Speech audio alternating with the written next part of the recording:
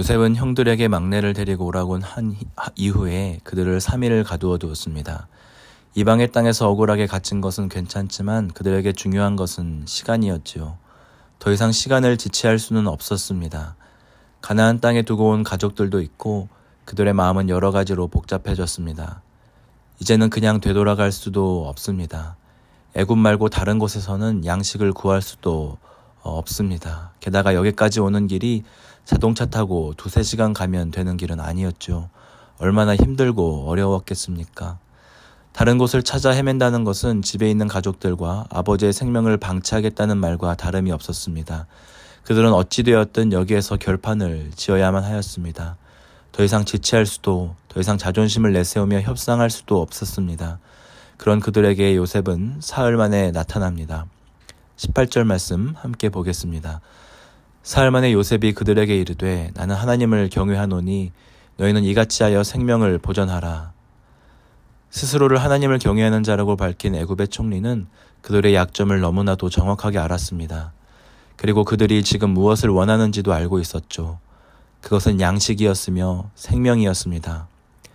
요셉은 그들에게 생명을 얻을 수 있는 길을 알려주고 있는 것입니다.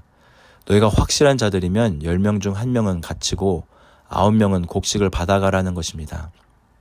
하지만 정탐을 위해 온 자들이라면 곡식을 받아가지고 가서 다른 이들은 돌아오지 않을 것이지만 그렇기 때문에 그 누구도 이곳에 남아있으려고 하지 않겠지요. 하지만 진정 형제라면 남아있는 형제의 목숨을 위해서 나머지 9명은 돌아올 것이기 때문에 모든 가족들의 생명을 살리기 위해 1명의 생명을 담보로 삼으라고 말을 하는 것입니다. 그렇게나 찾아 헤매던 가족을 살릴 수 있는 유일한 방법이 열렸습니다. 너무나 감사한 일이죠. 그런데 그 생명을 얻는 길이 쉽지만은 않습니다. 지금 애굽의 총리와 협상할 수는 없습니다. 애굽의 총리의 심기를 불편하게 할 수는 없는 것이죠. 왜냐하면 이 일에 온 가족의 생명이 걸려있기 때문입니다. 그런데 그가 요구했던 것은 오직 한 가지 길이었습니다. 그것은 다른 이들을 살리기 위해서 1명이 희생을 해야 했고요. 또 베냐민을 이곳까지 데리고 와야 했던 것입니다. 만약 그들이 진실하지 않으면 죽음을 당하게 되지만 진실하다면 죽음에서 면할 수 있었습니다. 과연 요셉의 형들은 어떤 결정을 내렸을까요? 만약 여러분이라면 어떻게 하시겠습니까? 생명을 얻을 수 있는 유일한 길을 얻기 위해서 헤매고 헤매이다가 생명을 얻을 수 있는 유일한 길을 발견했을 때 그 길을 걸어가시겠습니까? 그런데 그 길은 여러분의 진실을 요구합니다. 여러분의 삶에 드러내고 싶지 않았던 진실을 마주하게 합니다. 진실 앞에 당당히 서서 생명을 얻겠습니까? 아니면 진실을 땅에 묻고 죽음을 선택하시겠습니까? 생명을 얻고 진실을 마주할 사람이 많을 것 같지만 그렇지 않습니다. 빌라도는 예수 그리스도를 앞에 두고 묻습니다. 진리가 무엇이냐고. 그때 주님은 아무 말씀하지 않으시죠. 진리 앞에 서서 진리가 무엇이냐 묻는 빌라도에게 예수님은 무언으로 말씀하십니다. 너는 진실을 마주할 수 있는가? 예수님께 나아가는 자는 진실 앞에 서게 될 것입니다. 그 진리 안에서만 우리는 참된 생명을 얻게 되고 참된 양식을 먹게 됩니다. 20절에 그들은 요셉의 말대로 하게 됩니다. 그들은 모여서 이야기를 하죠. 단 한 가지 길이었기에 그들은 그 말을 따를 수밖에 없었습니다.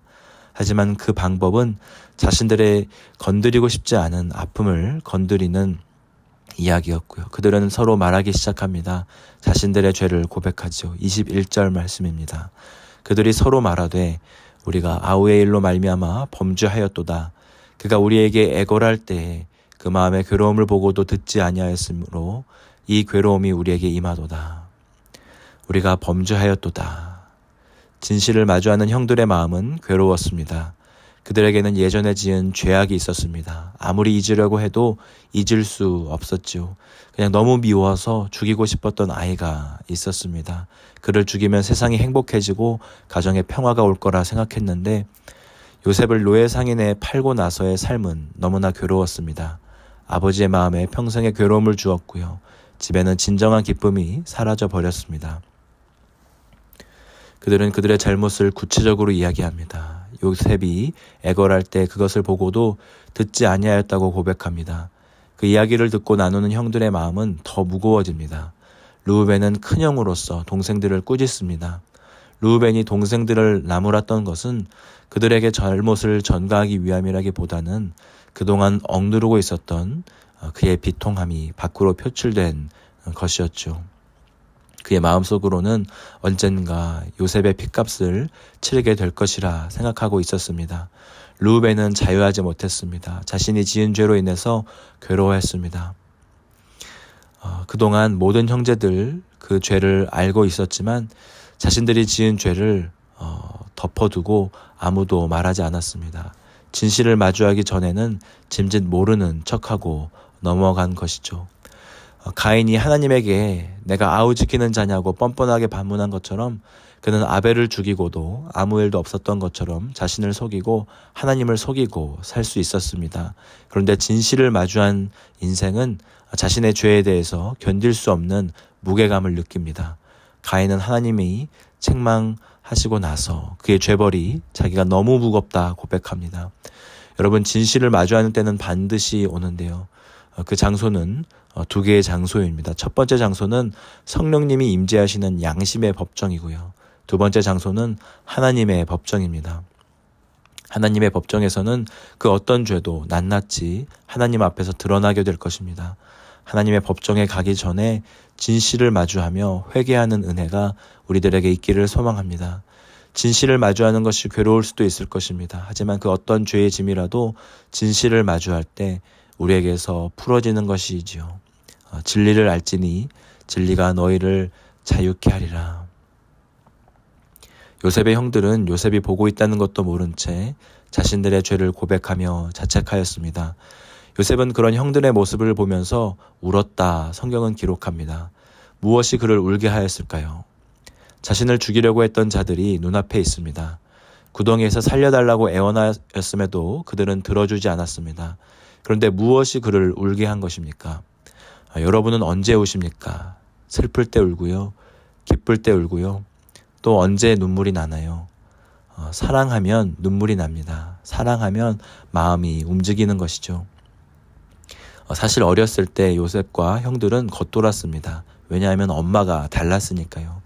형들과 친해지고 싶었지만 친해지기에는 너무 나이 차이도 나고 아버지의 편애 속에 형들은 요셉을 시기합니다.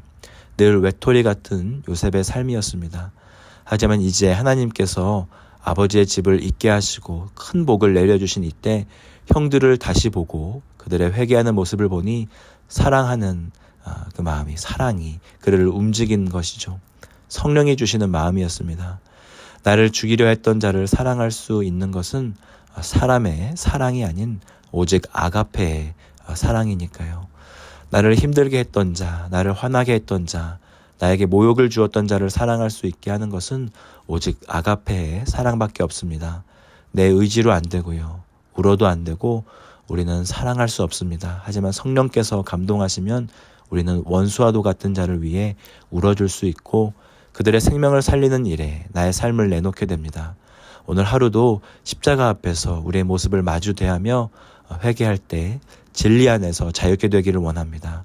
그리고 그 사랑 안에서 나의 이웃을 사랑하는 복된 하루가 되시기를 주님의 이름으로 축복합니다. 말씀을 놓고 함께 기도하겠습니다.